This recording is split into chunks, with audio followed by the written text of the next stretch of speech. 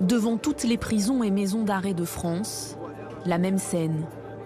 Il était important aussi de montrer à la nation tout entière que cet événement absolument inédit et tragique favorise et nécessite de notre part cette réaction.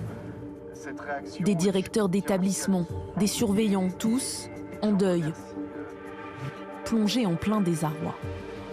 Cet événement particulièrement tragique nous rappelle que les missions de notre administration conduisent parfois au sacrifice suprême. Rendons leur hommage ensemble par une minute de recueillement. Une minute de silence observée partout. Après la mort de 2 agents pénitentiaires hier, pris pour cible par un commando armé à ce péage de l'Eure. Tous les 2 exerçaient ici, à la prison de Caen. Alors ce matin, la mobilisation de leurs collègues est générale. On s'y attendait pas, ça a été un commando qui a attaqué l'équipage. Au regard des vidéos, on voit bien que personne n'aurait pu intervenir et puis riposter. Ça s'est passé tellement vite. Il y a des agents qui font partie, qui sont dans l'équipe depuis plusieurs années déjà.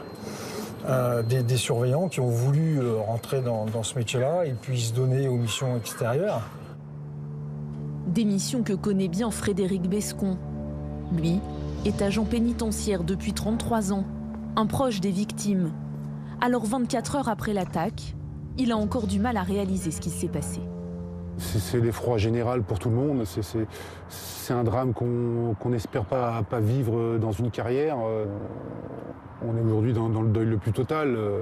C'est des agents qui étaient très gentils, qui avaient beaucoup d'humour, qui étaient appréciés de tous.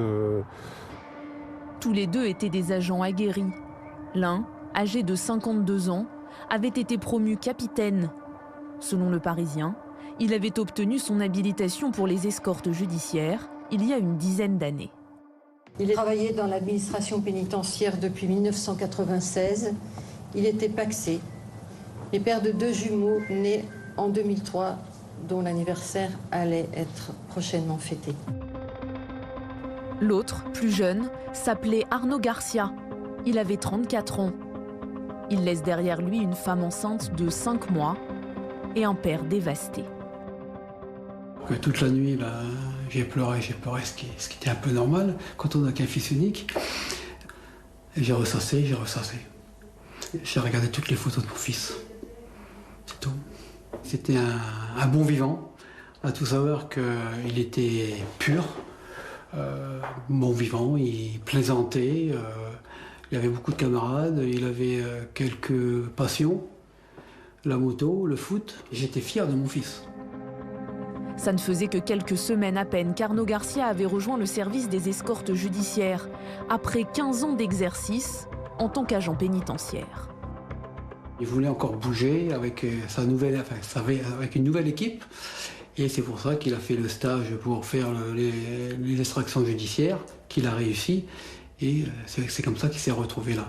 Donc le fait de travailler en extraction judiciaire, ça lui permettait d'avoir tous ses week-ends, et quand il a su qu'il allait être papa, ça leur permettait d'avoir tous les week-ends pour profiter ensemble.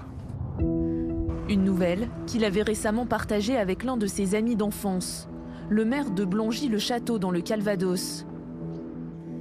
Il se souvient d'un camarade de classe qui, à l'époque, déjà parlait de l'administration pénitentiaire comme d'une vocation.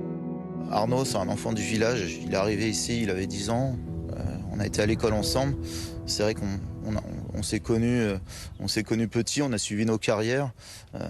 Arnaud, c'est un enfant d'un gendarme. Son père était chef de la brigade de la gendarmerie. Il a toujours eu le sens du devoir, il a toujours eu ça comme exemple. Il était passionné par ce qu'il faisait. Nous, je m'en rappelle, après le collège, il voulait déjà partir dans cette voie-là, en fait. Le maire envisage d'organiser une cérémonie pour rendre hommage à son ami.